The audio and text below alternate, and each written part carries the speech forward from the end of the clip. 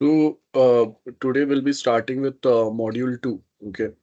अब मॉड्यूल 2 के अंदर अगर आप देखेंगे यहाँ पे तो हमें लास्ट टाइम जो मॉड्यूल 1 कंप्लीट हुआ था, this is the introductory part. This is this is the introductory part of module 2. As you can see here, the in-depth content are given in the starting of this notes। और इसके बाद मैं इसमें आगे जो है क्वेश्चन आंसर्स जो है वो भी ऐड किए। तो first will discuss the overall theory part कि एक्चुअली मॉड्यूल 2 में हम लोग क्या डिस्कस करने वाले हैं, कौन से मैथमेटिकल कंसेप्ट्स के ऊपर हम लोग बात करने वाले हैं। तो यहाँ पे अगर आप देखेंगे, first we have is semantic web. Okay. अब ये सब क्या होता है, यहाँ पे अगर आप देखेंगे ना तो एक ओवरऑल समरी दिया हुआ है। So whenever you are going for exam तो ओवरऑल आपको कुछ पता होना चाहिए, वो यहाँ पे दिया हुआ है। ठीक है, दैट इज द कंप्लीट। और यहाँ पे ये क्वेश्चंस दिए हुए हैं, जो सिमिलर टाइप के क्वेश्चंस आप एग्जाम में भी एक्सपेक्ट कर सकते हो। ये सेम क्वेश्चंस के आंसर्स मैं नोट्स में आगे दिए हुए हैं, जहाँ पे हमारा कंप्लीट हो रहा है दी थियोरेटिकल पार्ट। तो सिमेंटिक वेब्स अगर हम लोग बात करेंगे तो यहाँ पे क्या बोला है, अगर आप ध्यान से देखोगे, this is the evolution of current world wide web where data is given well defined meaning like machines and human जो साथ में काम कर रहे हैं। So for example right now machine and humans are working together and hence will be able to conduct lecture online. ठीक है, तो यहाँ पे ये एक सिमिलर पैटर्न अगर आप देखेंगे, एक स्टेटमेंट है जो वर्ल्ड वाइड वेब जो है इसके अंदर सिमेंटिक वेब में क्या बोला हुआ है, web of data an internet where data across website is interconnected and can be processed by machines automatically. तो इफ गूगल सर्च जो है वो अगर हमें कोई पेज रैंकिंग एल्गोरिदम के बेस पे कुछ डेटा निकाल के दे रहा है, तो वो अलग अलग वेबसाइट्स पे जो डेटा है वो साथ में इंटरकनेक्ट करके काम कर रहा है ना। सो यहाँ पे अगर आप देखेंगे, goals of semantic webs make web content machine readable and understandable, first thing है। देन उसके बाद क्या दिया है, इनेबल इंटेलिजेंट डेटा इंटीग्रेशन। अब यहाँ पे if I am following some specific kind of a content, if I like some specific category of content, तो वो इंटेलिजेंस जो है वो आना चाहिए। तो if I'm searching for some XYZ, let's say if I'm searching for MCA और MSc, और इसके स्पेसिफिक अगर मैं कुछ कंटेंट अगर सर्च कर रहा हूँ, तो जो जो अलग अलग सोर्सेज रहेंगे जहाँ पे ये कंटेंट अवेलेबल रहेंगे, वहां से वो मुझे फेच करके दे रहा है ना। तो यहाँ पे हम लोग क्या बोल रहे हैं, ऑटोमेटिकली वो ऐसे सोर्सेज डिस्कवर करेगा, डेटा वहां से एक्सट्रैक्ट करेगा and it will interpret that data जो मेरे लिए हेल्पफुल हो पाए। ठीक है, अब यहाँ पे एक बहुत इंपॉर्टेंट कंसेप्ट आता है, that is ontology. When we talk about computer science, okay, तो इसके अंदर अगर आप देखेंगे, जब कंप्यूटर साइंस में ऑन्टोलॉजी का मतलब क्या रहेगा, कि हमने यहाँ पे तीन चीजें दिए हुए हैं। पहला कंसेप्ट्स है, कंसेप्ट्स का मतलब रहेगा कोई पर्सन बुक कुछ भी है, उनके बीच में रिलेशन बन रहा है।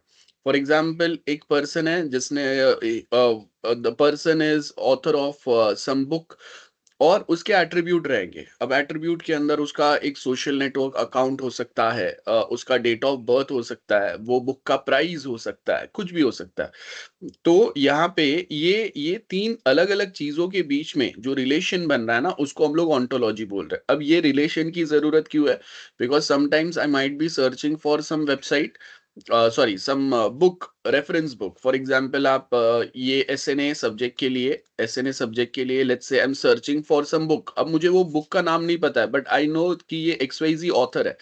तो ये XYZ ऑथर के through I am trying to search the different books which are available on this subject matter. तो यहाँ पे क्या हो रहा है, जब ऑन्टोलॉजी के अंदर एक कंसेप्चुलाइज, एक फॉर्मल कंसेप्चुलाइज नेटवर्क जब डिफाइन हो रहा है, एक स्कीमा, स्कीमा का मतलब होता है हम जो डेटाबेस के अंदर, डेटाबेस में हम लोग जो एक रिलेशनशिप बनाते हैं उसको स्कीमा बोलते हैं। फॉर एग्जांपल अगर मेरे पास डेटाबेस में एक स्टूडेंट टेबल है, तो ये स्टूडेंट टेबल का स्कीमा मतलब उसका पैटर्न, मतलब इसके में कौन से टाइप का डेटा जाएगा। फॉर एग्जाम्पल यहाँ पे मैंने आईडी डाला है, नेम डाला है, ईमेल डाला हुआ है और इसके साथ में इसका डेटा टाइप मैंने इंट दिया है और इसको मैंने प्राइमरी की बोला है। देन इसको मैंने varchar बोला है। देन ईमेल को भी मैंने varchar बोला है एंड इसको मैंने नॉट नल डिफाइन किया है। तो ये मेरा स्कीमा हो गया और ऐसा ही टेबल स्पेसिफिक स्कीमा जैसा है वैसे ही कंप्लीट अगर मैंने एक डेटाबेस का स्कीमा अगर बना दिया तो वो जो रिलेशन बनाने के साथ में क्या वे में हम लोग डेटा स्टोर करेंगे जिससे एक्सट्रैक्शन क्विक और फास्ट हो पाए उसको हम लोग बेसिकली ऑन्कोलॉजी बेसिकली ऑन्टोलॉजी बोल रहे हैं, ठीक है। तो यहाँ पे अगर आप देखेंगे ना ये स्कीमा की हम लोग बात कर रहे हैं, मतलब जो आपका डेटा स्ट्रक्चर कैसा होगा। अब ये डेटा स्ट्रक्चर में हम लोग अलग अलग पैटर्न एल्गोरिदम ये सब यूज करता है। तो कौन से वे में मैं उसको इजीली बेसिकली इंसर्ट कर पाऊंगा, फेच कर पाऊंगा, ये सब आएगा यहाँ पे। रिमेंबर, अगर बस में बैठ रहे हैं तो how we going to structure the data, मतलब जो पैसेंजर्स रहेंगे उनको हम लोग कैसे बिठाएंगे, ट्रेन में कैसे बिठाएंगे, फ्लाइट में कैसे बिठाएंगे, ऑटो में या कार में कैसे बिठाएंगे, बाइक में कैसे बिठाएंगे, या फिर अगर मैं कॉलेज में स्टूडेंट्स को कैसे बिठाऊंगा, कंप्यूटर लैब में हम लोग उनको स्ट्रक्चर कैसे करेंगे। तो ये अलग अलग अलग अलग अलग पैटर्न यूज हो रहा है और उसके साथ में ये सेम डेटा स्ट्रक्चर का बहुत सिंपल वे में मतलब होता है कि मैं कौन से स्ट्रक्चर्ड फॉर्मेट में मेरा डेटा सेव करूंगा जिससे वो इजीली फेच हो पाए जब हम लोग उसको वापस सर्च करेंगे। और मुझे जो डेटा सेव किया है ना वो सिर्फ फेच नहीं करना है, उससे लिंक्ड या उस पे डिपेंडेंट या उसके रिलेशन में जो डेटा है ना वो भी कभी कभी फेच करना रहता है। तो वो भी हमें पता होना चाहिए। बेस्ट एग्जांपल अगर हम लोग गूगल फोटोज अगर देखते हैं तो मैंने फोटोज अपलोड किए उसमें फेस रैकिंग, मतलब मैंने एक एक फेस के ऊपर एक एक नाम दिया हुआ है। अब जब मेमोरीज आते हैं तो मेमोरीज के अंदर वो आपको लिंक करके बताता है कि ये दिन पे ये पर्सन के साथ में ये वाला कोई फोटो था। तो वो क्या हो गया, दैट इज अ ऑन्टोलॉजी जहां पे वो एक जो हमारे इमेज है वो इमेज के ऊपर भी ये डेटा स्ट्रक्चर अप्लाई कर रहा है। तो यहाँ पे क्या हो रहा है, एक तो एक वोकेबुलरी यूज हो रहा है। अब यहाँ पे क्या वर्ड्स, क्या चीजों को मैं रिप्रेजेंट कर रहा हूं, क्या वर्ड्स के थ्रू स्टूडेंट्स को, कोई डेटा को, कोई प्रोफेसर को, तो वो वोकेबुलरी सेम जाएगा।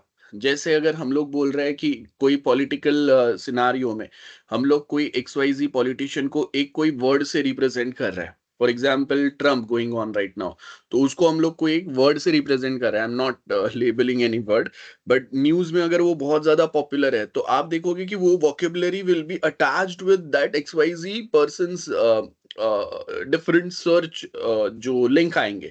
तो now if on Google if I search for that X Y Z word तो वो वर्ड के थ्रू वो उसके लिंक्स जो है वो वहां पे डिस्प्ले होंगे।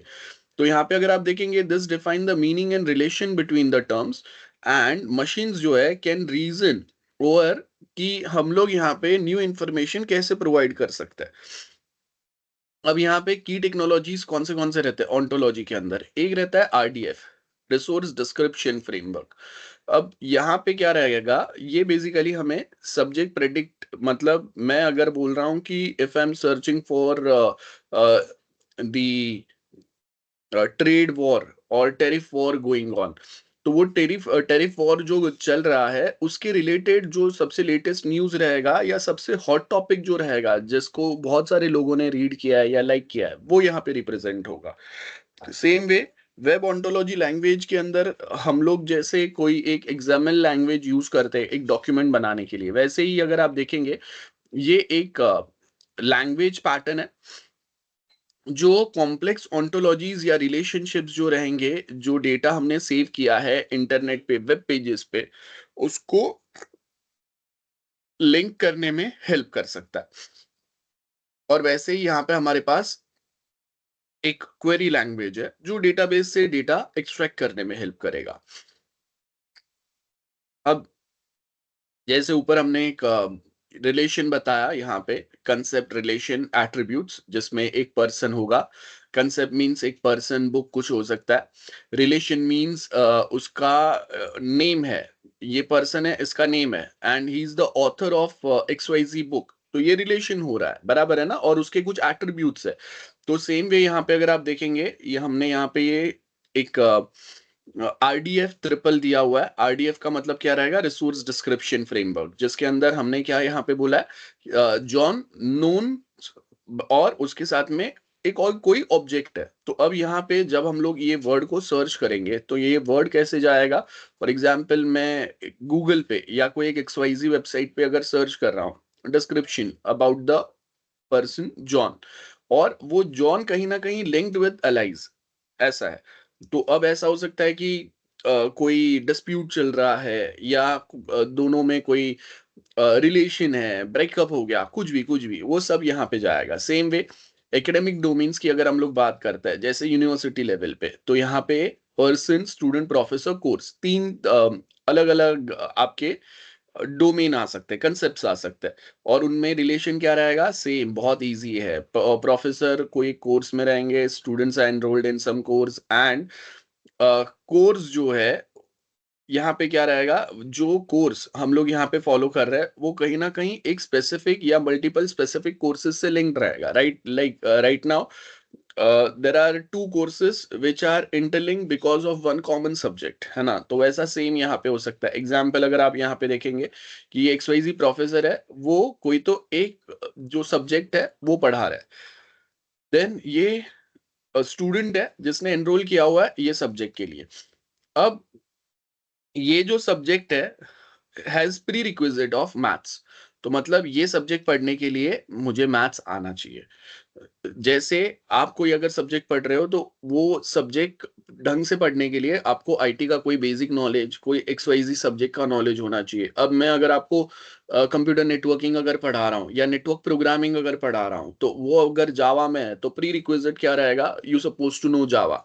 अगर मैं आपको वेब डेवलपमेंट अगर सिखा रहा हूँ और सीधा अगर मैं एडवांस वेब डेवलपमेंट पे अगर जाऊंगा, तो प्री रिक्विजिट क्या रहेगा कि basic web development, HTML CSS JavaScript ये आपको आना चाहिए। डेटाबेस कनेक्टिविटी आपको कुछ पता होना चाहिए, है ना।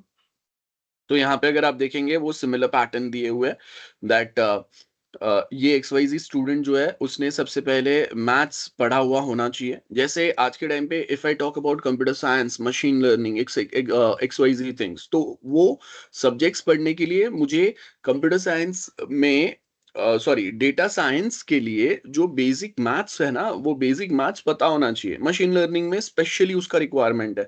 अगर वो मशीन लर्निंग के लिए मुझे या कंप्यूटर विजन के लिए मुझे वो XYZ मैथ्स अगर नहीं पता है, तो वो कंसेप्ट जिंदगी में नहीं समझने कभी, और वो समझ भी गए तो प्रैक्टिकली मैं इंप्लीमेंट नहीं कर पाऊंगा।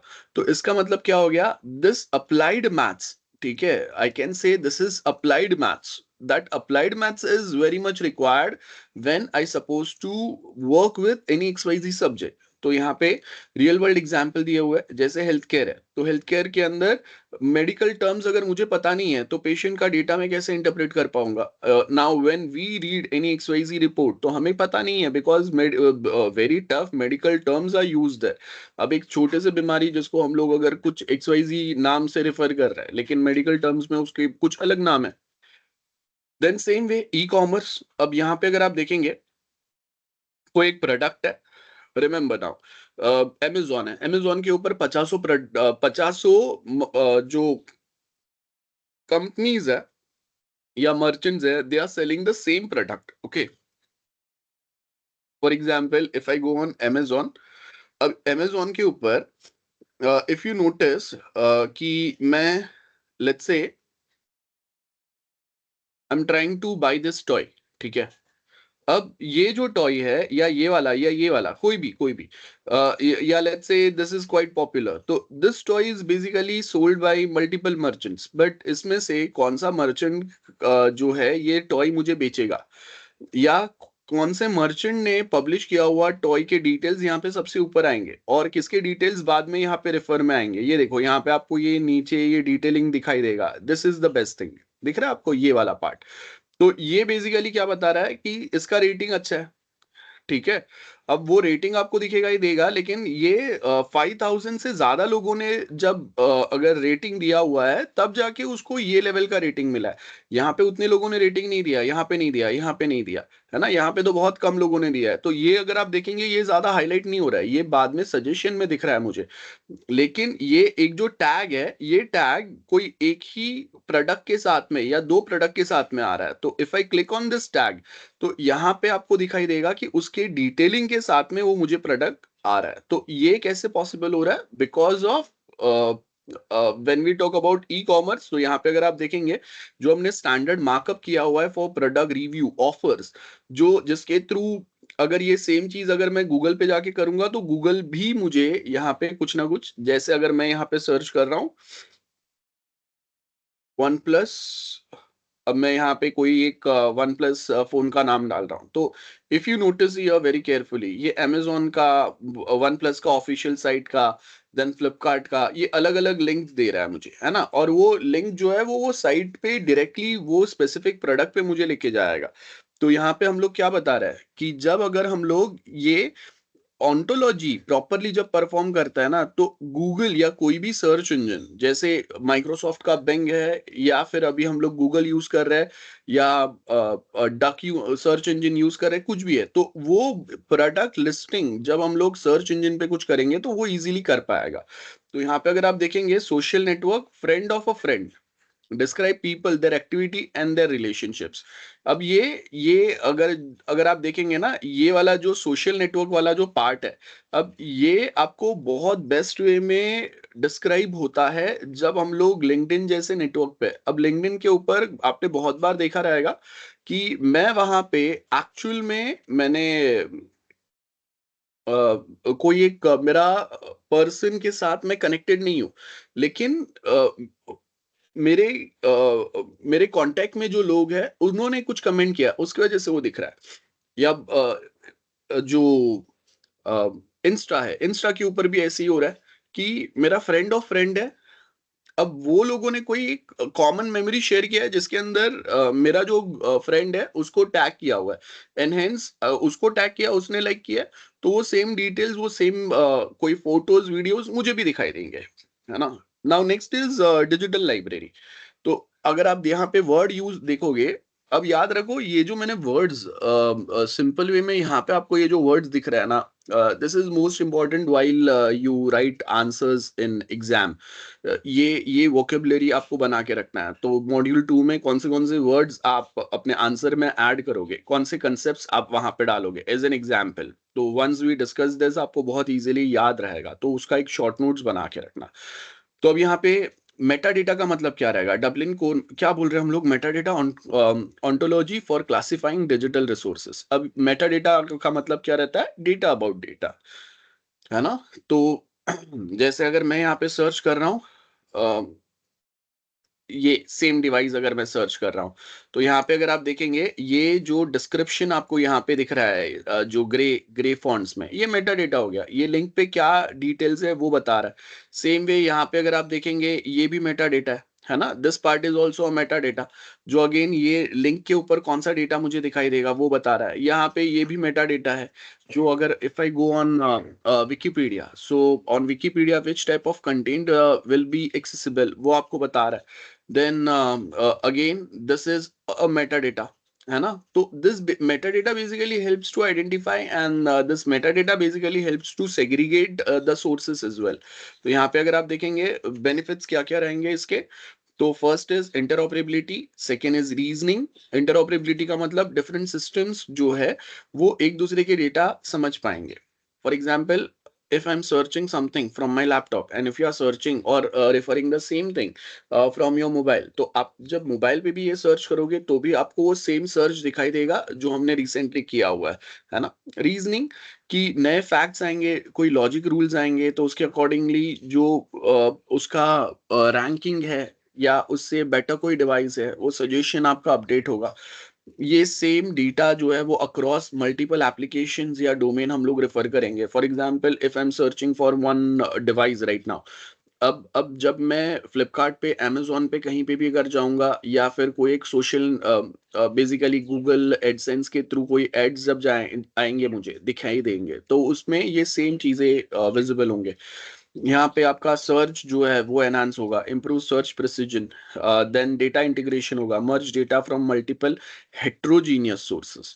अब ये हेट्रोजीनियस सोर्सेस का मतलब क्या रहता है? जब हमने एक डिवाइस अगर सर्च किया तो यहाँ पे हेट्रोजीनियस सोर्स कौन सा हो गया? एक अमेजोन साइट आ गया, एक उसका ऑफिशियल साइट आ गया, देन वीडियोस भी आया सजेशन में जो उसको रिवील कर रहा है, अनबॉक्स कर रहा है, देन ये तीसरा साइट आ गया, देन कोई एक ऐसा साइट दिखाई दे रहा है जहाँ पे मैं फुल फ़ोन का डिस्क्रिप्शन देख सकता हूँ या फिर पे उसके रिलेटेड एक्सेसरीज़ परचेज़ कर सकता हूँ। तो ये हेटेरोजेनियस सोर्सेज़ हो गए,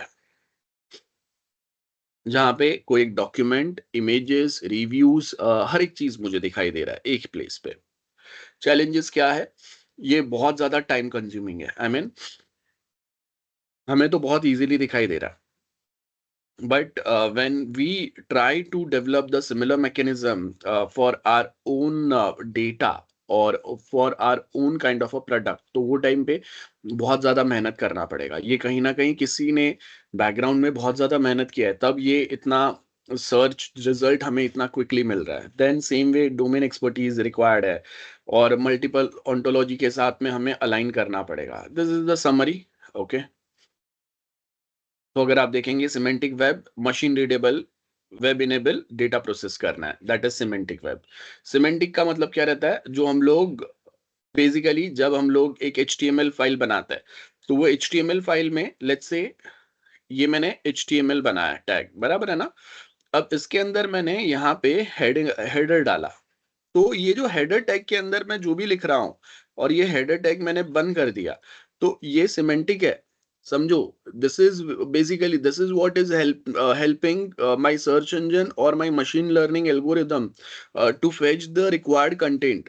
तो ये जो हेडर है ना, ये हेडर में मैंने ये जो हेडर टैग डाला है, this is not basically this makes no difference on what web page or how that web page will be displayed on the browser। तो ब्राउज़र के ऊपर ये टैग से कोई फ़र्क नहीं पड़ेगा, बट ये tag helps to interpret the search engine और my data structure algorithms to identify कि ओके, ये मेन बॉडी कंटेंट है, ये वाले मेन हमारे टैग्स है जिसके रिलेटेड डेटा अवेलेबल है ये वेब पेज पे। तो उसके लिए रिलेटेड जो हम लोग टैग्स ऐड कर रहे हैं ना, वो टैग्स की हम लोग बात कर रहे हैं, that is the semantic web, जिसमें हमने जो टैग या कुछ एक्स्ट्रा कोडिंग में जब हमने वो वेब पेज डेवलप किया, वो टाइम पे कुछ इन्फॉर्मेशन जो डाला हुआ है वो अ, आपका आउटपुट पे कहीं पे कोई डिफरेंस क्रिएट नहीं करेगा, लेकिन जो हमारे मशीन्स है वो मशीन्स के लिए चीजें उनका जिंदगी वो आसान करता है। तो यहाँ पे अगर आप देखेंगे structured representation, then RDF basically standard format है जिसमें आपके रिसोर्स कैसे दिखाई देंगे, रिलेशन कैसा रहेगा। ये आपका एक कॉम्प्लेक्स प्रोग्रामिंग लैंग्वेज है और ये मेरा क्वेरी लैंग्वेज है। तो ये वर्ड्स आपको पता होने चाहिए। ये टर्म्स जो जो हमने यहाँ पे डाले हुए हैं, ये terms is very very very very important when you actually right answer in exam. अब ऐसे में क्या होता है, हमें ऑलरेडी पता है नोड वर्टाइसेस एजेस क्या होता है, ये हमें ऑलरेडी पता है, ठीक है। If I have account on Insta, so this is my name and let's say this is some other person. Now if I am connected और if I am friend to this person, तो इसका मतलब क्या हुआ? This is a node, ये edge हो गया, है ना? और ये पर्सन जो है, ये वापस कोई दूसरी पर्सन से वापस दिस बोथ आर फ्रेंड्स। तो अब ये if I am friend to this XYZ person and this XYZ person is friend to this person, तो अब क्या होगा? मेरे सर्च रिजल्ट में बताएगा इसका suggestion that this is the mutual friend, है ना? तो ये ग्राफ जो है, मैथमेटिकल स्ट्रक्चर जो है, वो एक पेयर एक रिलेशन बनाने में हेल्प कर रहा है, जहाँ पे ये जो लाइंस है ये एजेस है, ये जो पर्सन दिए हुए है ये आपके नोड्स है, और इनके बीच में रिलेशन कैसे बताना है, सजेशन कैसे बताना है, वो हम लोग बता रहे हैं, है ना? तो नेटवर्क स्ट्रक्चर प्रॉपर्टीज के अंदर अगर आप देखेंगे, now multiple formulas are given here, we are not practically going to solve any sums as of now because of the subject what we are dealing with is morely focused on the theoretical part and some of the coding part. तो we are not actually going to work like maths में जैसे हम लोग formula के base पे भी try to solve something, तो यहाँ पे फॉर्मूला दिए हुए है बट वो फॉर्मूले को हम लोग आगे समझेंगे। तो इसमें हम लोग प्रैक्टिकली कहीं पे प्रैक्टिस नहीं करने वाले हैं कुछ सम्स सॉल्व करने का। तो when we talk about the density, density का मतलब क्या रहेगा? Number of edges. यहाँ पे अगर आप देखेंगे density basically defined by 2e divide by n का मतलब नोड है multiply with total nodes minus 1। तो यहाँ पे e का मतलब number of edges and n is the number of nodes. तो अगर मैं बोल रहा हूँ कि मेरे 5000 फ्रेंड्स है या 1000 फ्रेंड है या 100 फ्रेंड्स है, तो नंबर ऑफ एजेस जो है ये 100 हो गया एंड नंबर ऑफ नोड्स जो है जिनके साथ मैं कनेक्टेड हूँ और या फिर वो म्यूचुअली और किसी के साथ कनेक्टेड है, वो बेसिकली डेंसिटी हम लोग यहाँ पे फाइंड करने का ट्राई करता है। तो इन नंबर नेटवर्क ऑफ 4 नोड्स मतलब 4 लोग आपस में फ्रेंड्स है, तो यहाँ पे क्या रहेंगे 4 कनेक्शंस रहेंगे, है ना? And maximum possible connections are 6, hence density क्या होगा 4 डिवाइड बाय 6.66। तो अगर ये 4 लोग हैं ऐसे, तो यहाँ पे ये, यहाँ पे ऐसे, ऐसे। और अब अगर आप देखेंगे ये ए है, ये बी है, ये सी और ये डी है। A is connected with A, A is connected with B and C and यहाँ पे अगर मैं एक लाइन बना दूं तो A is connected now with A B C and D, है ना? Same way B is connected with A, B is connected with D and B is not connected with C. तो एक लाइन यहाँ पे बनाना पड़ेगा। तो now if you check carefully, 4 nodes है और जो नंबर ऑफ एजेस बने जिसके थ्रू हमने ये सारे नोड्स के बीच में एक कनेक्शन बनाया, वो कितने हैं?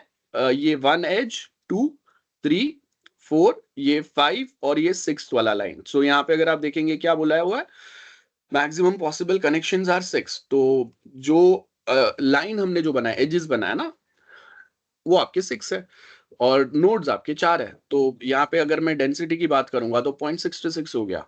रीचेबिलिटी, रीचेबिलिटी का मतलब क्या है? एक कम्युनिकेशन नेटवर्क है where every employ can reach any other through a chain of intermediary.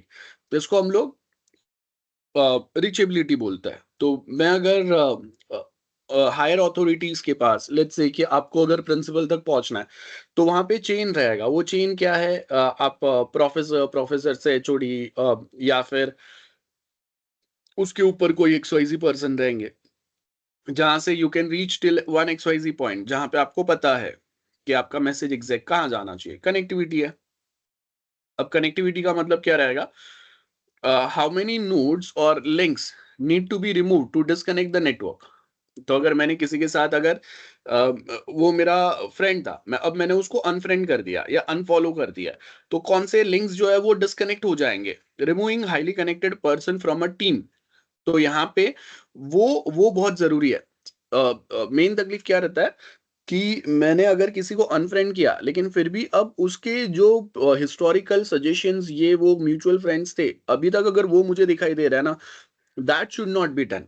तो वो हम लोग यहाँ पे बता रहे हैं। एंड रेसिप्रोसिटी, ये सेम काम रेसिप्रोकल वे में वापस वापस वापस वापस चलेगा। जैसे Alice emails Bob and Bob replies, the connection is reciprocal, है ना?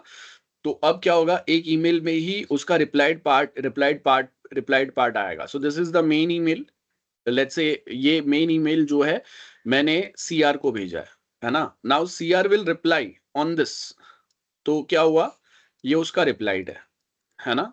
अब इसी पे मैं वापस रिप्लाई करूंगा, इसी पे वापस सीआर रिप्लाई करेगी, उस पे वापस मैं रिप्लाई करूंगा। तो ये बेसिक कनेक्शन जो है ना, ये रेसिप्रोसिटी साथ में चलना चाहिए। तो आप अगर देखेंगे हमारे पास ईमेल के अंदर भी आज ये मैकेनिज्म रहता है। ग्रुप लेवल नेटवर्क फीचर्स, तो group internal ties connection with in the specific group और कम्युनिटी।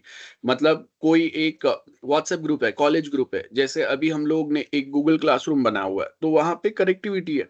तो कितने लोग जो आपस में कनेक्टेड है, तो connection among the members of project team. Group external ties, links जो रहेंगे, a team leader communicating with other department, तो ये एक्सटर्नल टाइज है। For example MSc, MSc students जो है, उसमें से कोई CR is trying to connect with MCA का CR, that is the external type. Now this is one word which is quite popular and I can say कि काफी easy common sense वाला है। तो ईगो नेटवर्क का मतलब क्या रहेगा, एक सिंगल नोड है जो डायरेक्टली कितने अलग अलग नोड्स के साथ में कनेक्टेड है। तो अगर मेरे 1000 फ्रेंड्स है, या लेट्स से कि अगर मैं बोल रहा हूँ कि इंस्टा पे मेरे 10,000 फॉलोअर्स है, तो जो ईगो नेटवर्क है वो क्या बताएगा, I am directly connected with 10,000 people, है ना। तो the way we try to find the influencers वो यही रहता है, ईगो। तो एक सिंगल नोड जो है वो कितने अलग-अलग और लोगों से डायरेक्ट कनेक्टेड है, ठीक है? तो ये जो सेंटर नोड है इसको ईगो बोल रहे हैं हम लोग। तो यहाँ पे अगर आप देखेंगे डायरेक्ट कनेक्शंस कौन से रहेंगे, है ना? तो visual representation, ego network can be visualised as a central node surrounding by direct connections. And applications क्या रहेंगे, इसके थ्रू हम लोग समझ पाएंगे कि कौन-सा ईगो नोड्स है which can influence 10,000, 20, 1 lakh, 2 lakh और 20 लाख पीपल। और जो पॉलिटिक्स रहता है या कोई प्रमोशंस रहते हैं उसके अंदर ये ईगो नोड्स ही ढूंढते हैं हम लोग, जिसके through we try to promote the product और एडवर्टाइज द प्रोडक्ट। आपने कभी अगर देखा रहेगा तो यही सेम चीज हो रहा है। तो अगर एक पॉपुलर फोन है, जैसे अभी हम लोग ये फोन सर्च कर रहे थे, तो इस ये फोन को इनबॉक्स करने में हम लोग कहाँ पे किसके पास भेजेंगे, तो as you can see this, let's say this one, तो आपको दिख रहा है इस पे आपको व्यूज कितने दिख रहे हैं, can you see this is the number of views, है ना। तो ये जो व्यूज है, ये इतने व्यूज मुझे ये स्पेसिफिक पर्सन के पास मिलेंगे, ये कैसे पता चला, ये मुझे पता चला because of the ego nodes. तो ईगो नोड से मुझे पता चला कि भाई ये एक्सवाईजी यूट्यूबर है, इसके 5 मिलियन 10 मिलियन फॉलोअर्स है। तो अब अगर वो एक डिवाइस को अगर अनबॉक्स करेगा, तो इसका जो रीच है वो एटलीस्ट 5 लाख, 2 लाख, 4 लाख लोगों तक पहुंचेगा, है ना। उसके सामने अगर किसी के फॉलोअर्स ही अगर 1000 है, वो अगर एक वीडियो बनाएगा तो वो रीच कहाँ तक जाएगा, 5, 50, 100, 200 तक जाएगा। तो वो बेसिकली हम लोग यहाँ पे फाइंड कर रहे हैं। तो यहाँ पे दूसरा एक एग्जांपल दिया हुआ है, classroom setting analysing the social circle of one student, that is the ego to see who they interact with and who those people interact with. तो अगर ये सीआर है, CR now interact with this 4 friends, और let's say मैंने importance दिया है या मैंने बोला है कि ओके ये असाइनमेंट्स है और ये असाइनमेंट्स के कुछ डिटेलिंग है। अब मैंने बोला है और सीआर ने अपने 4 बेस्ट फ्रेंड को बताया। अब ये जो बेस्ट फ्रेंड्स है, ये अपने बेस्ट फ्रेंड को बताएंगे जो नॉर्मली सीक्रेट मैसेज चलता है कि हाँ किसी को नहीं बताना और फिर सबको पता चलता है। तो यहाँ पे हम लोग वो सेम चीज की बात कर रहे हैं। देन एक्सट्रैक्टिंग विजुअल ईगोग्राफ, ईगोग्राफ बनाने के लिए कौन से टूल्स हम लोग यूज करेंगे, पाइथन का नेटवर्क एक्स यूज कर सकते हैं, नोड एक्सेल यूज कर सकते हैं या गैफी यूज कर सकते हैं, जहां पे हम लोग ईगो और टारगेट इंडिविजुअल कॉन्सेप्ट वो फाइंड कर सकते हैं। सेम वे स्ट्रक्चरल होल्स होता है। तो structural hole represents the gap between different parts of a network where no direct connection exist. जैसे अगर आप देखेंगे, actor who bridges this holes act as a broker and can control information flow and resources. For example, a broker are often influential due to their strategic positions. एक example है, जैसे a person who communicate with both the marketing and engineering department may control the exchange of crucial information. तो एक दूसरा example लेते हैं हम लोग। फॉर एग्जाम्पल एचओडी है एंड स्टूडेंट्स है ना। तो I am a professor who basically going to conduct one subject. Now, I cannot directly connect with student because I'm not aware ना कि कौन से let's say if I'm trying to conduct a lecture in MSc DS और MCA, तो अब इसमें कौन से स्टूडेंट्स जो है उन्होंने एनरोल किया है, I have no idea. So at that point of time HOD will work as the intermediary link between this two nodes. तो I will be connecting with through this node. तो ये जो centre node है जो information exchange कर रहा है, या फिर आई can say this is a CR, ठीक है। तो मैं सारे स्टूडेंट्स के साथ डायरेक्ट कम्युनिकेट नहीं कर पा रहा हूँ, so I will be circulating some message with the help of a CR जो प्रोफेसर से स्टूडेंट्स तक जाएगा वाया सीआर। तो वो जो है ना, वो एक आपका इन्फ्लुएंशियल लिंक है। I hope this is clear to everyone. Yes, any doubt till this point? Clear है? Am I clear with this? Yes, sir.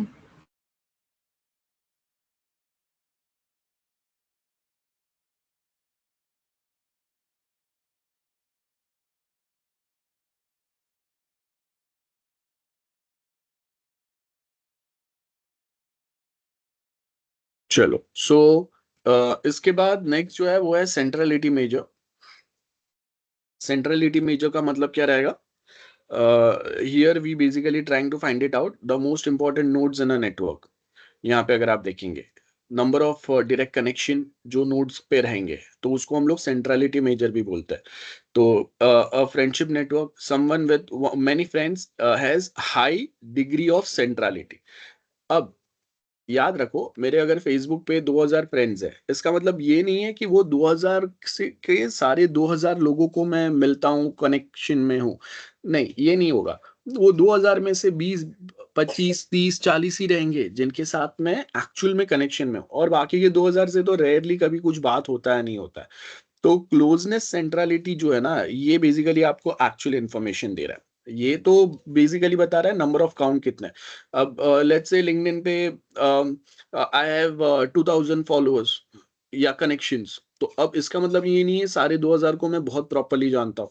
Some might be a students, some might be my colleagues, जो मैं कोई एक XYZ company में पहले काम कर रहा था वहां से थे। तो closeness centrality basically how close node is to all other nodes, है ना, ये यहाँ पे बता रहा है। तो उसके लिए अगर आप देखेंगे क्लोजनेस जो है उसमें यहाँ पे ये हमारा जो मेन नोड है वो दिया हुआ है और जिसका ये फॉर्मूला दिया हुआ है, तो ये फॉर्मूला हमें याद रखना है। तो a node that can quickly reach other nodes is a central. Betweenness node, जो जैसे अभी मैंने आपको एग्जांपल दिया ऑफ सीआर, तो ये बिटवीननेस का आएगा। A person relying messages between department and high betweenness, है ना। So CR is example of this. Local versus global centrality. Local based on the immediate neighbours. Local means मैंने एक information भेजा है। अब लोकल का मतलब क्या रहेगा कि ये information, let's say I I share one information with one XYZ student और वो अपनी फ्रेंड को बता रही है, तो ये क्या हो गया, ये लोकल नेटवर्क हो गया। बट अगर मैंने एक मैसेज अगर सीधा गूगल क्लासरूम पे डाल दिया तो वो क्या रहेगा, global centrality, which basically takes the entire network into account. A celebrity may not talk to many people, है ना, तो वो लोकल सेंट्रलिटी नहीं है but is still globally central due to the overall influence. Centralisation and graph centre. तो centralisation का मतलब क्या रहेगा, degree to which a network is organised around a few central nodes, जैसे हाई सेंट्रलिटी, वन और a few nodes dominate the entire network. And local का मतलब क्या रहेगा, power and connections are evenly distributed. जैसे आप सब स्टूडेंट्स है, तो when you talk with each other, आप सब फ्रेंड्स है ना, तो आप सबके पास सिमिलर लेवल का इन्फ्लुएंस है। जो भी आपस में एग्जाम डिस्कशन पे बात करेंगे। हाई हाई का मतलब क्या रहेगा, एक पर्सन बोल रहा है और बाकी सब सुन रहे हैं, है ना, they are getting influence. So right now if I am basically discussing और trying to make you learn something, तो ये हाई सेंट्रलाइजेशन रहेंगे। So if 10, 50, 100 people are listening to me, तो ये हाई सेंट्रलिटी रहेगा। तो ग्राफ का सेंटर ये आएगा। ये सेम सिनारियो जो है, this basically used by Google का page ranking algorithm as well, जो लास्ट मॉड्यूल में हमने डिस्कस किया था। याद रखो, try to add a formula here जहां पे पॉसिबल रहेगा। Now the next part in module 2 comes with centrality and centralization. So, if you notice here, this is again quite uh, understandable fact. Okay, जो कुछ ज़्यादा unique नहीं है। तो what we'll do, we'll just take a quick 5 minutes का break and then we'll continue with this. Okay.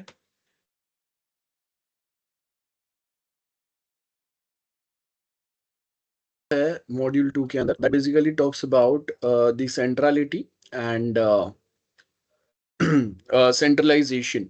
Okay, तो अब यहाँ पे हम लोग क्या बेसिकली बात कर रहे हैं।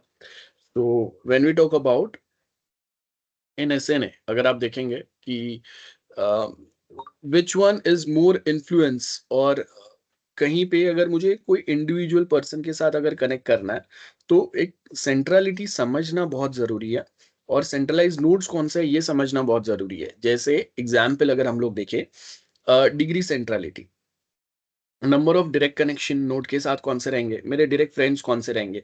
तो अब यहाँ पे अगर आप देखेंगे, one is undirected network, degree simply the count of edges connected to the network. मतलब एक में हम लोग क्या बता रहे हैं कि मेरे टोटल फ्रेंड्स कितने हैं, मैं बस यही बता रहा हूँ, तो इसको अनडिरेक्टेड नेटवर्क बोलेंगे हम लोग। डायरेक्टेड नेटवर्क का मतलब क्या हो गया, in degree and out degree. What do mean by in degree and out degree? Now on Insta, ठीक है, ए फॉलोज बी, ठीक है, सो ये बी है जिसको ए फॉलो कर रहा है, B follows D, okay, now A is also follow E, ये सारे फॉलो रिलेशंस है। अब इसी में यहाँ पे अगर आप देखेंगे, A follows B and B also in turns follow back A, तो ये इन डिग्री हो गया, नंबर ऑफ इनकमिंग एजेस। तो ए को कितने लोग फॉलो कर रहे हैं वो इन डिग्री हो गया, एंड ए कितने लोगों को फॉलो कर रहा है ये आउट डिग्री हो गया। इंस्टा पे हमें यही दिखाई देता है by the way, following and followers, वो जो है ये दो चीजें आपके इन डिग्री आउट डिग्री हो गए। और इसके लिए हम लोग यहाँ पे जो इन डिग्री आउट डिग्री जो है उसका ये फॉर्मूला बता रहे हैं। जैसे ये सेम सिनारियो अगर आप देखेंगे, यहाँ पे ये हमने एक सिंपल नेटवर्क एग्जांपल के थ्रू दिया हुआ है। तो डिग्री ए का डिग्री कितना है, 1 है, बी का डिग्री कितना है, 3 है, सी और डी का डिग्री कितना है। तो यहाँ पे अगर आप देखेंगे, बी जो है, B is in a centre and it basically connected with A D and C, hence B का आपको डिग्री कितना दिखाई देगा, 3 दिखाई देगा। C is only connected with B, तो ए की डिग्री है। A is also connected with B only and D is connected with B only. तो यहाँ पे अगर आप देखेंगे, हाईएस्ट डिग्री ऑफ सेंट्रलिटी किसका है, बी का है। और इसमें हम लोग जैसे मैंने बताया, फ्रेंड्स फॉलोअर्स वाला एग्जाम्पल जो है we can add here. Closeness centrality, अब क्लोजनेस सेंट्रलिटी का मतलब क्या रहता है, closeness centrality measures how close a node is to all other nodes in a network. इसको क्लोजनेस सेंट्रलिटी हम लोग बेसिकली बोलते हैं। ये फॉर्मूला थोड़ा सा यहाँ पे अगर आप देखेंगे कि हम लोग समेशन और इसका फॉर्मूला डाल रहे हैं, तो यहाँ पे सिंपल भाषा में अगर हम लोग समझने का ट्राई करें, this is the network we are talking about, A B C D E. अब क्लोजनेस क्या रहेगा, बी का अगर क्लोजनेस फाइंड करने का ट्राई करेंगे तो बी का क्लोजनेस किसके साथ है, ए और सी के साथ में, बराबर है। तो यहाँ पे हमने वो सेम इंफॉर्मेशन या फॉर्मूला यहाँ पे डाला हुआ है, एक नोड है, डिवाइड बाय द इंफॉर्मेशन, और उसके थ्रू हम लोग आगे का इंफॉर्मेशन फेच करने का ट्राई कर रहे हैं। बिटवीननेस के अंदर अगर आप देखेंगे, this is how we basically try to represent the betweenness. तो betweenness centrality measure the extent to which a node lies on the shortest path between the other nodes. Again formula है, अगर हमें याद रहता है तो ठीक है, otherwise will try to add the example here. जहाँ पे अगर हम देखेंगे, B is the betweenness which basically lies between A and C, या CR is an example which lies between professor and students। तो ये betweenness हो गया, ठीक है। Local versus global centrality, local का मतलब क्या रहेगा, इमीडिएट मेरा नेबरिंग नोड जो है जिसके साथ मैं कनेक्शन में हूँ। एंड ग्लोबल सेंट्रलिटी का मतलब क्या हो गया, जहाँ पे मेरा कंप्लीट नोड कुछ भी अगर बोलेगा तो वो कहीं ना कहीं ब्रॉडकास्ट होगा, बहुत लार्ज ऑडियंस तक पहुंचेगा। तो यहाँ पे अगर आप देखेंगे, node with many local connection may not necessarily be central globally if it is not a peripheral position. Example यहाँ पे दिया है, मार्केटिंग में लोकल इन्फ्लुएंसर्स है, may good be for niche product while global influencers are better for mass campaigns. तो यहाँ पे कोई एक इंडियन हिंदी में अगर, या एक मराठी या एक रीजनल लैंग्वेज में अगर कोई वीडियोस अगर बना रहा है तो वो लोकली एक्सेप्टेबल रहेगा। बट आई कैन से कि if someone is trying to create a video in English, तो ये इंग्लिश जो है ये आई कैन से कि ग्लोबली रिकग्नाइज लैंग्वेज है। बहुत सारे लोग जो है अलग अलग कंट्रीज में ये कंटेंट को पहचान पाएंगे। So that's why this language, if I create a content in this specific language which can be globally acceptable, and I can reach to a larger audience with the help of this language in India itself.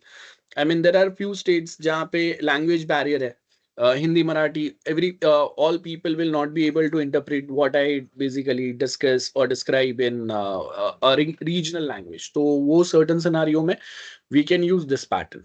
Centralization again, यहाँ पे अगर आप देखेंगे centralisation में हम लोग यहाँ पे मेरे degree of centralisation maximum possible sum कौन सा है ये हम लोग देखेंगे where C max is the highest centrality score. अब टाइप्स ऑफ सेंट्रलिटी या सेंट्रलाइजेशन कौन से रहेंगे? पहला, कितने डिग्रीज है, कितने लोग है, क्लोजनेस कितना है और कितने इन बिटवीन सेंट्रलाइजेशन नोड्स रहेंगे। तो यहाँ पे एक एग्जांपल अगर आप देखेंगे, A is the central node out here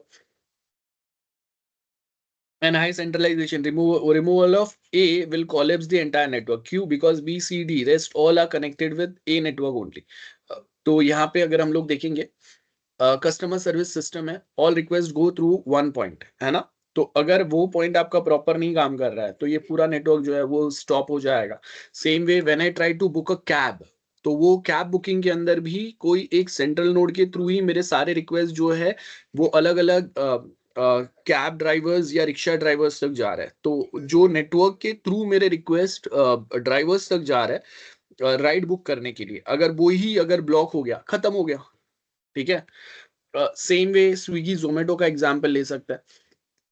hotel पे जब अगर मैं कोई एक ऑर्डर प्लेस कर रहा हूँ तो वो भी एक XYZ नेटवर्क के थ्रू जा रहा है होटल तक। मैं डायरेक्टली होटल से कनेक्ट नहीं कर रहा हूँ स्विगी जोमेटो सिनारियो में। वहां पे मैं बेसिकली किसके थ्रू कनेक्ट कर रहा हूँ? स्विगी या जोमेटो का जो एक स्पेसिफिक उनका कनेक्शन पॉइंट रहेगा, है ना, बिटवीननेस नोड जो रहेगा उसके थ्रू मैं कनेक्ट कर रहा हूँ। तो अगर वो नोड अगर डिस्ट्रॉय हो गया तो डायरेक्ट कनेक्शन या direct channel link between me and hotel and वो डिलीवरी पर्सन जो मुझे वो होटल से पिक करके खाना मुझे डिलीवर करेगा। तो ये सब में ये सारे नेटवर्क को कौन हैंडल कर रहा है या कौन ये नेटवर्क को स्टेबल रख रहा है? स्विगी और जोमेटो। ठीक है। सेम वे मुझे एक कैब ड्राइवर से कनेक्ट करने में कौन हेल्प कर रहा है? ओला और उबर। तो अगर वो लोग अगर प्रॉपर काम नहीं करेंगे या वो अगर कहीं ना कहीं उनका नेटवर्क अगर डिस्टर्ब हो गया तो ये पूरा जो चीजें चल रहे हैं वो सारे डिस्टर्ब हो गए। क्लियर है? सो यहाँ पे अगर आप देखेंगे we have graph centre. Graph centre के अंदर भी क्या रहेगा? A graph centre is a node जहाँ पे क्या होगा, minimum maximum distance to all other nodes कैसे रहेंगे? जैसे ABCD चार नेटवर्क दिए, B and C are graph centre, है ना? बिकॉज वो दोनों सेंटर में, और ए और डी जो है ये आपके मिनिमम सेंट्रलिटी पे है। इंपॉर्टेंस इन नेटवर्क, अगर हाई डिग्रीज है, ज़्यादा फॉलोअर्स है, तो आप डायरेक्ट इन्फ्लुएंस कर रहे हैं। हाई क्लोजनेस, फास्टर कम्युनिकेशन हो पा रहा है, या high betweenness, control overall information. तो यहाँ पे मैंने जैसे आपको ओला का बात किया, है ना, या उबर का बात किया, ये कौन से रहेंगे? हाई बिटवीननेस में आएंगे because this are the person who basically tries to connect one passenger with cab driver. तो गूगल के अंदर भी ये सेम सिनारियो यूज होता है। तो ये आपका ओवरऑल मॉड्यूल 2 का थियरी था। Now will start with the actual questions based on this. तो what is the role of ontology? जहाँ पे हम लोग सिमेंटिक वेब की जब बात करते हैं, semantic web means while we write some syntax, तो ये सिंटेक्स के अंदर हम लोग कुछ ऐसे टर्म्स यूज करेंगे जिसके थ्रू a browser can easily interpret what we try to से।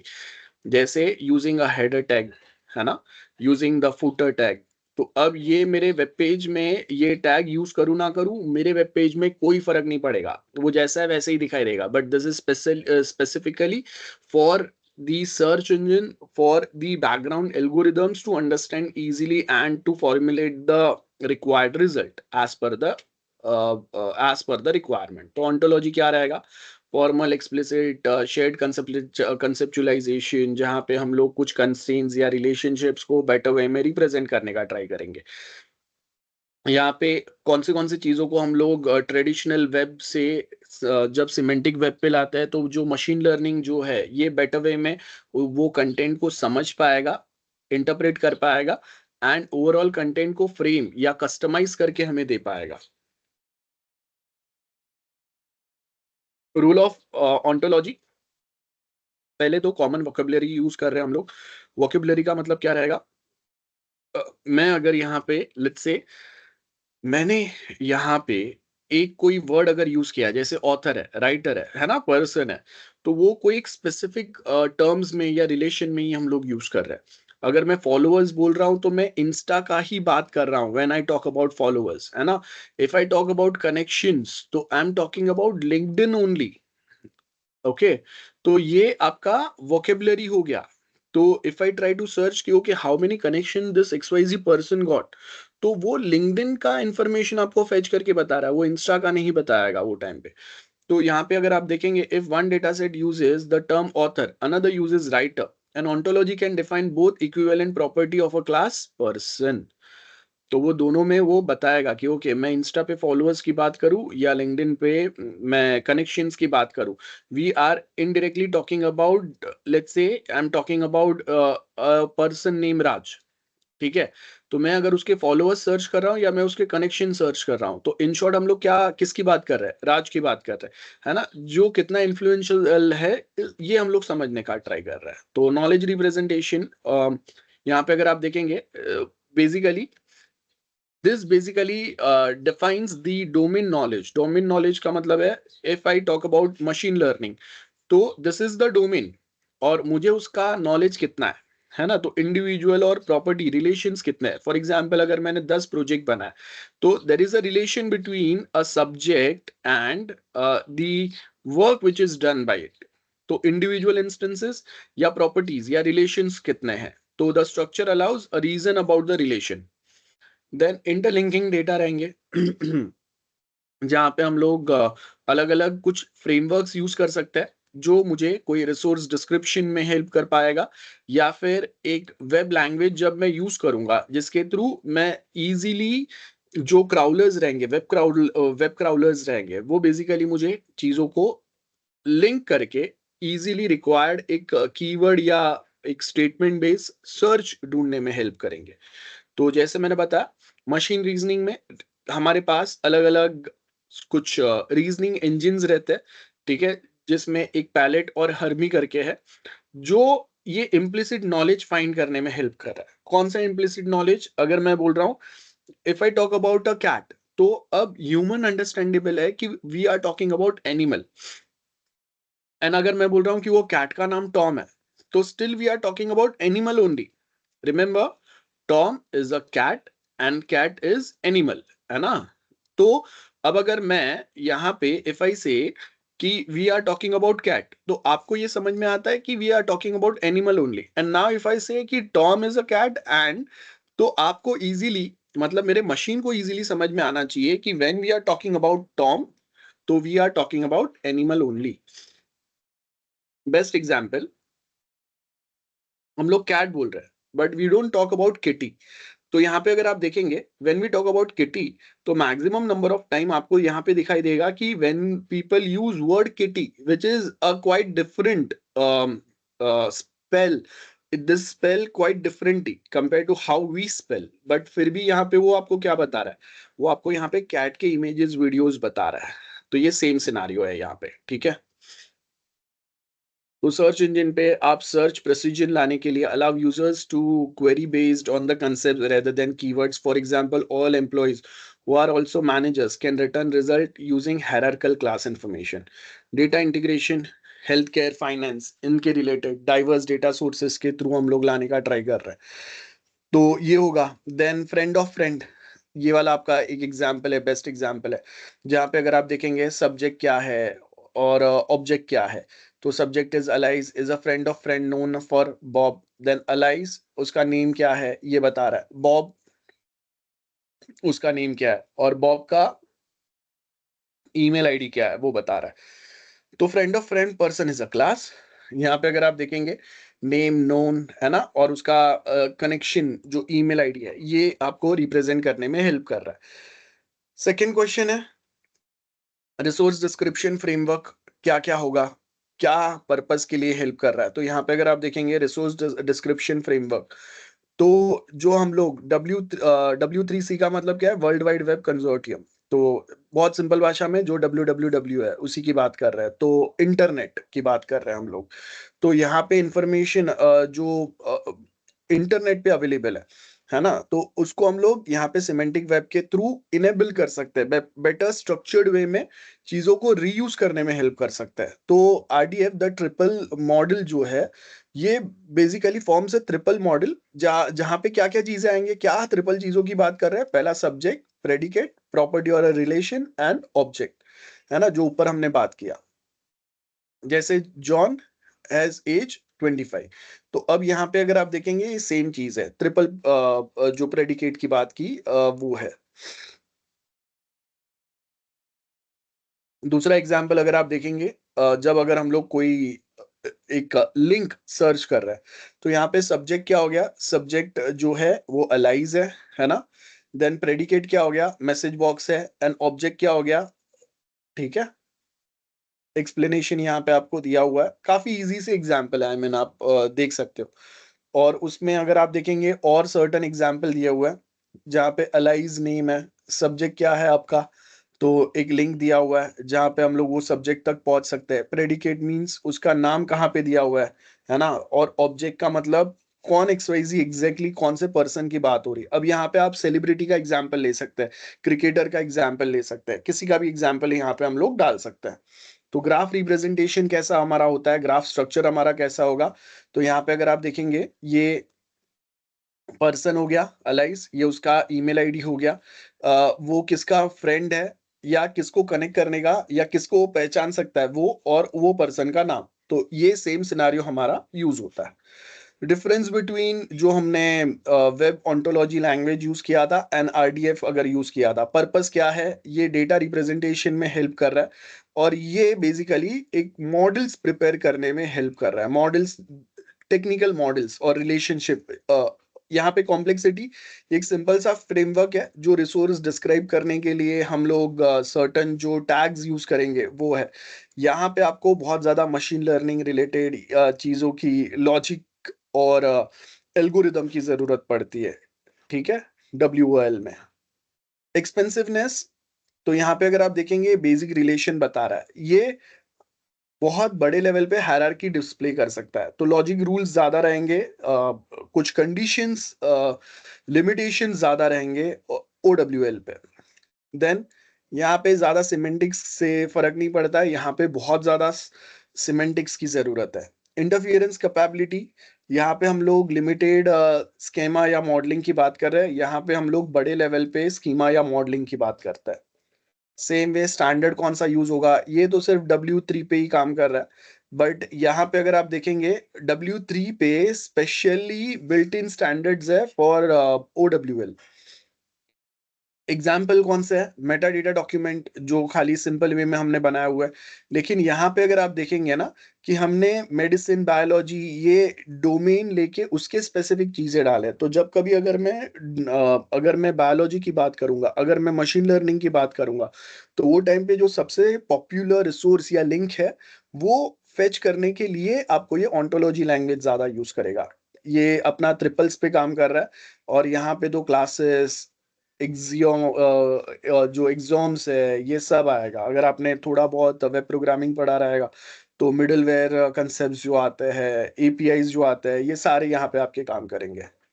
टूल्स कौन से यूज होंगे, यहाँ पे दिया हुआ है, यहाँ पे भी दिया हुआ है।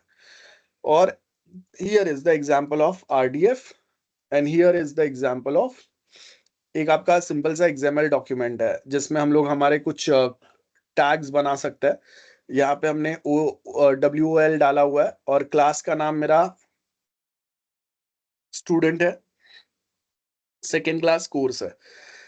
और थर्ड जो है, ये स्टूडेंट और कोर्स के बीच में हम लोग रिलेशन बता रहे हैं, तो ऑब्जेक्ट प्रॉपर्टी क्या रहेगा? रिलेशन, एनरोल्ड, तो कौन से स्टूडेंट ने एनरोल किया हुआ है, फॉर विच कोर्सेस, तो यहाँ पे हम लोग वो रिप्रेजेंट करने का ट्राई कर रहे हैं।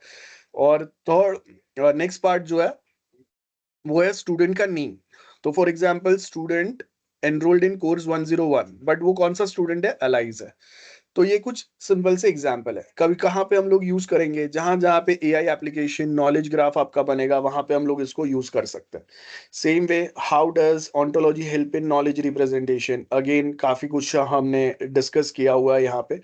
तो यहाँ पे अगर आप देखेंगे, एक वोकेबलरी शेयर करेंगे हम लोग, है ना, providing shared vocabulary. Then same semantics use करेंगे, रीजनिंग एंड इंटरफियरेंस आएगा, स्ट्रक्चर्ड नॉलेज की जरूरत है जिसके थ्रू मशीन्स इजीली इंटरप्रेट कर पाए, एक बेटर क्वेरी परफॉर्म करने के लिए और उसके थ्रू इंफॉर्मेशन करेक्ट वे में इंफॉर्मेशन फेच करने के लिए आपको query specific meaningful result generate करने के लिए एक स्ट्रिक्ट क्वेरी लैंग्वेज की जरूरत पड़ेगी।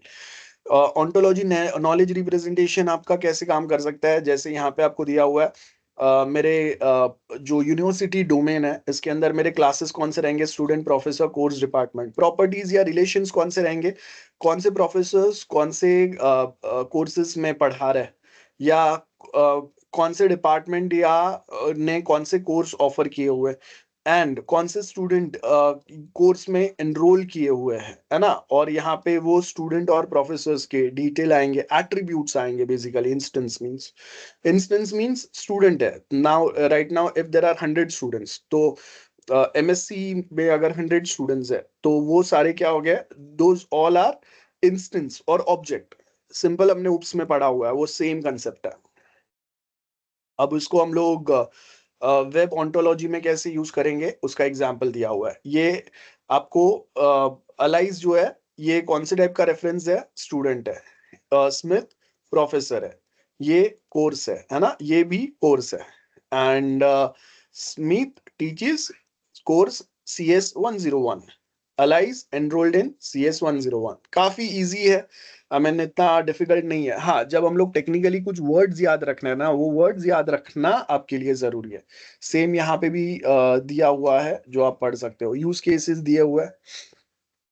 Next is what are social individuals in ontology model. तो ऑन्टोलॉजी क्या रहेगा, क्लास क्या रहेंगे, ये मैंने काफी जो हमने पढ़ा है ना, module 2 is quite easy compare to module 1 जहाँ पे हमने बेस डिफाइन करने के लिए थोड़ा डिटेल में काफी कुछ वहाँ पे डिस्कशन किए थे।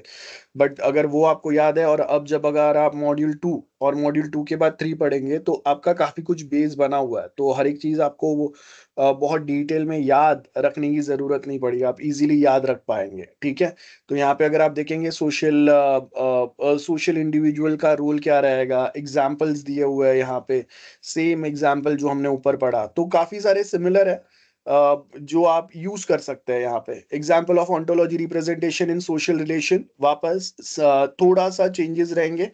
एंड आई सजेस्ट कि आप ये पार्ट जो है इसको पढ़ो। मैंने जो प्रैक्टिस के लिए क्वेश्चंस दिए हुए हैं वो सारे क्वेश्चंस के आंसर्स मैं यहाँ पे प्रोवाइड कर दूंगा मॉड्यूल 2 का। And tomorrow tomorrow hopefully will start with next part, that is module 3।